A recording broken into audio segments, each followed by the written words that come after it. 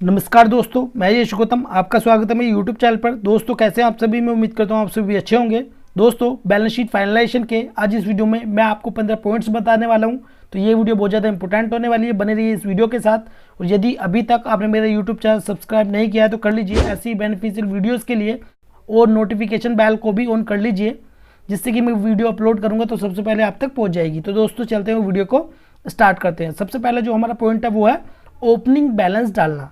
यदि आप हर साल अलग अलग डाटा में वर्क करते हैं तो आपका जो प्रीवियस ईयर का डाटा होगा तो उसके जो क्लोजिंग बैलेंस होंगे वो आपको करंट ईयर की बैलेंस शीट में आपको ओपनिंग बैलेंस डालने हैं।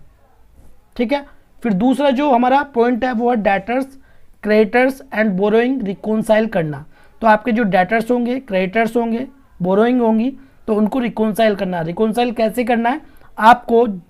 जैसे मान लीजिए डेटर्स है, तो आपके जितने भी डेटर्स होंगे तो आपको पार्टी से उनकी स्टेटमेंट मांगनी है।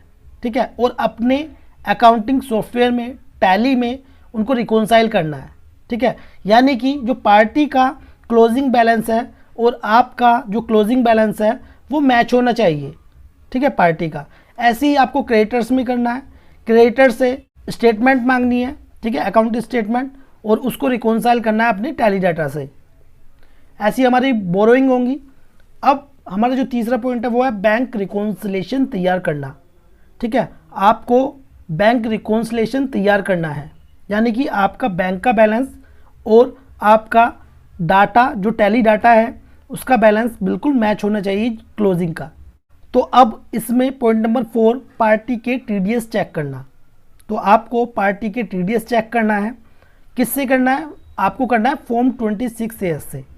ठीक है, मतलब कि आपने जिसका टीडीएस काटा है, ठीक है, या पार्टी ने आपका टीडीएस काटा है। यदि आपका टीडीएस काटा है पार्टी ने तो वो आपके फॉर्म 26A में मिल जाएंगे। ठीक है। और यदि आपने किसी का टीडीएस काटा है तो वो आप अपने टैली डाटा में चेक कर सकते हैं। ठीक है, या आप भूल गए हैं तो वो आप चेक कर सकते हैं। अब point number 5, EPF and ESIC की पेमेंट चेक करना, टाइम से जमा हुई है या नहीं। ये करते हैं हम टैक्स प्लानिंग के लिए। ठीक है। अब हमारी जो ईपीएफ एंड ईएसआईसी जो होता है ये हर महीने की 15 तारीख को इसकी पेमेंट की जाती है। इसकी ड्यू डेट जो होती है वो होती है 15 तारीख। किसकी? ईपीएफ और ईएसआईसी की। यदि हम उसको लेट जमा करते हैं तो होता क्या है, ये हमारी डिसअलाउड हो जाते हैं इनकम टैक्स में। इसलिए हमें ये चेक करना है कि हमारी जो पेमेंट है ईपीएफ और ईएसआईसी की ये टाइम से जमा हुई है या नहीं हुई है। ठीक है, क्योंकि टाइम से जमा नहीं हुई होगी तो ये क्या होगा, ये डिसअलाउड हो जाएगा। तो उसके अकॉर्डिंग हमें टैक्स की फिर प्लानिंग करनी है। अब उसके बाद जो नेक्स्ट हमारा पॉइंट है वो है डेप्रिसिएशन की एंट्री करना। तो ईयर एंडिंग में हम डेप्रिसिएशन की भी एंट्री करते हैं। अब उसके बाद नेक्स्ट जो हमारा पॉइंट है वो है ईयर एंडिंग में एक्सपेंसेस पेबल एंट्री करना। अब ईयर एंडिंग में कैसे? अब जैसे मान लीजिए इलेक्ट्रिसिटी एक्सपेंसेस है। ठीक है, तो इलेक्ट्रिसिटी का जो बिल होता है वो नेक्स्ट मंथ में आता है। अब जैसे मान लीजिए अब मार्च है, ठीक है, तो मार्च का किस में आएगा? अप्रैल में। लेकिन हमारा जो फाइनेंशियल ईयर है वो कब ख़त्म हो गया?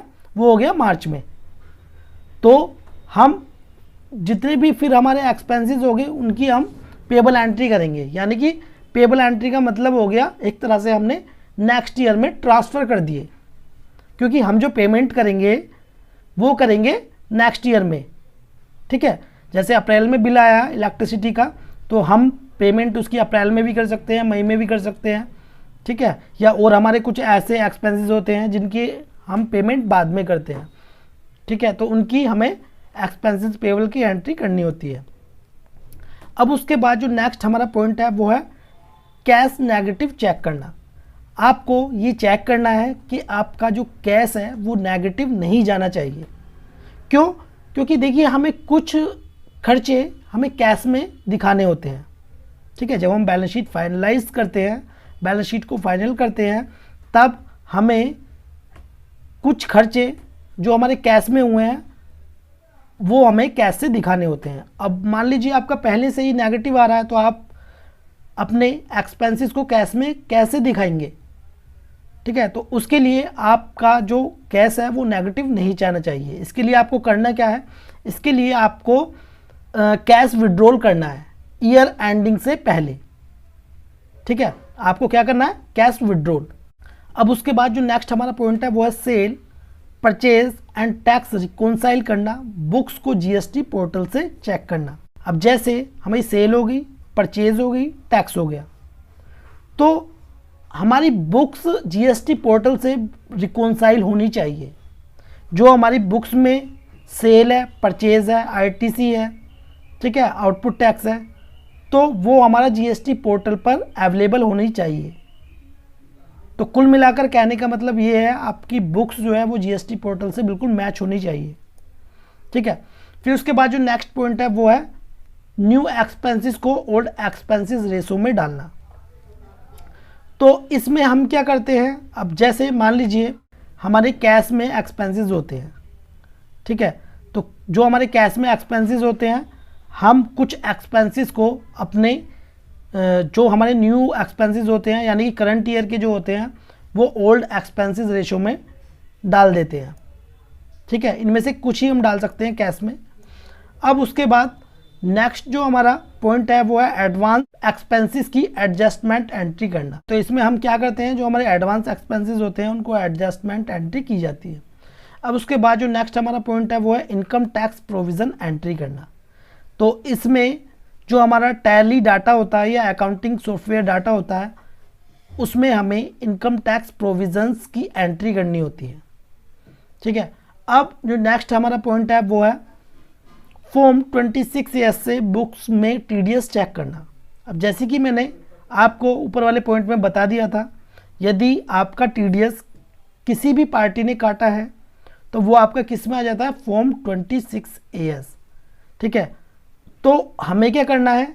हमें फॉर्म 26AS से बुक्स में टीडीएस चेक करना है, क्योंकि कभी कभी क्या होता है, हम टीडीएस की एंट्री करना भूल जाते हैं बुक्स में। तो फिर किससे करना है? फॉर्म 26AS से। अब हमारा जो नेक्स्ट पॉइंट है वो है ग्रॉस प्रॉफिट और नेट प्रॉफिट के रेशियो को सेट करना। सेट करने से मीन्स मान लीजिए आपके प्रीवियस ईयर में जो आपका जीपी था, एनपी था, जीपी यानी कि ग्रॉस प्रॉफिट, एनपी यानी कि नेट प्रॉफिट, उसके अकॉर्डिंग ही हमें करंट ईयर में देखकर जो उसके रेशियो होते हैं उनको सेट करना होता है। अब उसके बाद जो नेक्स्ट हमारा पॉइंट है वो है ऑडिट फी पेबल एंट्री करना। यदि आपकी बुक्स में ऑडिट एप्लीकेबल है तब उस कंडीशन में आपको ऑडिट फ़ी पेबल की एंट्री करनी होती है। ऑडिट फ़ी किसके लिए होती है? किसकी होती है? ये होती है सीए की। ठीक है, सीए को हम पे करते हैं। ठीक है, अब देखिए हमारी ईयर एंडिंग कौन सा होता है? 31 मार्च। तो ऐसा तो है नहीं कि हमने 31 मार्च से पहले या 31 मार्च तक सीए की पेमेंट कर दी। जब हमारा ऑडिट होगा तब उसके बाद हम पेमेंट करते हैं। ठीक है, तो ये भी हमारा एक प्रकार से खर्चा है, तो इसकी भी एक एंट्री होती है पेबल। तो ये हम एंट्री करेंगे ऑडिट फ़ी पेबल की। और एक पॉइंट आपको मैं और एक्स्ट्रा बता देता हूँ, यदि आपका कोई लोन चल रहा है, ठीक है, और जैसे मान लीजिए आपकी हर महीने की जो ईएमआई है उसकी पेमेंट होती है। अब जो हमारी ईएमआई की पेमेंट होती है उसमें प्रिंसिपल अमाउंट और इंटरेस्ट अमाउंट दोनों ही इंक्लूड होती है। ठीक है, तो उस कंडीशन में क्या होगा? जो हमारी प्रिंसिपल अमाउंट है वो हमारी किस में जाएगी? लोन में। लेकिन जो इंटरेस्ट हम पे कर रहे हैं, इंटरेस्ट जो हम पे कर रहे हैं ईएमआई पर, वो हमारी किस में जाएगी? एक्सपेंसेस में, इनडायरेक्ट एक्सपेंसेस में। लेकिन अकाउंटेंट क्या करते हैं? वो हमारी लोन में ही डाल देते हैं, क्योंकि ईएमआई जो हमने पे की वो एक तरह से लोन मानते हैं, वो लोन में ही डाल देते हैं। लेकिन वो ऐसा नहीं होता है। आपको करना क्या होगा मैं आपको बता देता हूँ। आपको रीपेमेंट शेड्यूल लेना है। ठीक है, रीपेमेंट शेड्यूल लेने के बाद उसमें आपकी प्रिंसिपल अमाउंट हर महीने की और इंटरेस्ट अमाउंट दोनों ही होती है, तो उसकी आपको एंट्री करनी होगी। ठीक है, रीपेमेंट शेड्यूल से। तो ये थे बैलेंस शीट फाइनलाइजेशन के 15 पॉइंट्स जो मैंने आपको बताए हैं। यदि आप इस पर प्रैक्टिकल वीडियो चाहते हैं तो मुझे कमेंट बॉक्स में कमेंट करिए, मैं इसके ऊपर एक प्रैक्टिकल वीडियो बना दूंगा। तो ये वीडियो आपको कैसी लगी प्लीज़ कमेंट बॉक्स में जो बताएं। और यदि आप इस शीट को डाउनलोड करना चाहते हैं तो लिंक मैंने डिस्क्रिप्शन में दिया हुआ है, आप इस शीट को भी डाउनलोड कर सकते हैं। तो मिलते हैं नेक्स्ट वीडियो में, जब तक के लिए जय हिंद जय भारत।